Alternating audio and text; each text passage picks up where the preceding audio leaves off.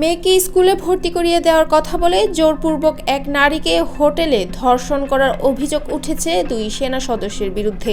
এমনকি ধর্ষণের পর সে নারীকে মেরে ফেলার হুমকিও দেওয়া হয়। ধর্ষিতা ওই নারী পেশায় একজন অটোচালক। জানা যায়, অমানবিক এই ঘটনাটি ঘটেছে ভারতের বালুগঞ্জের একটি হোটেলে।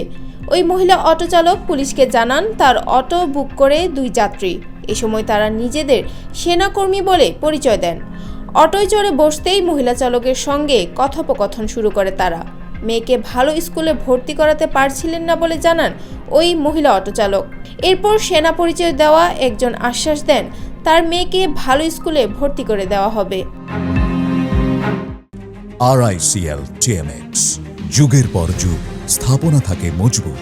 তবে বিপত্তি ঘটে তখনই। সেনা সদস্যরা জানায় তার মেয়েকে স্কুলে ভর্তি করার ব্যাপারে সাহায্য করার আগে সে নারীকে তাদের অবস্থান করা হোটেলে একটি কাজের জন্য যেতে হবে। এ সময় ওই নারী তাদের সাথে অবস্থানরত হোটেলে গেলে হোটেলের রুমে ঢুকতেই মহিলার হাত পা চেপে ধরে ওই দুই অভিযুক্ত সেনাকর্মী। এরপর বন্দুক ঠেকিয়ে ধর্ষণ করা হয়। ঘটনার পর ওই নারী শুক্রবার সন্ধ্যায় আগ্রার রাকাবগঞ্জ থানায় একটি মামলা দায়ের করেন। নির্যাতিতা জানান, এ বিষয়ে কাউকে কিছু জানালে তাকে প্রাণে মেরে ফেলারও হুমকি দেয় ওই দুই অভিযুক্ত। হুমকিতে তিনি ভয় পেয়ে যান।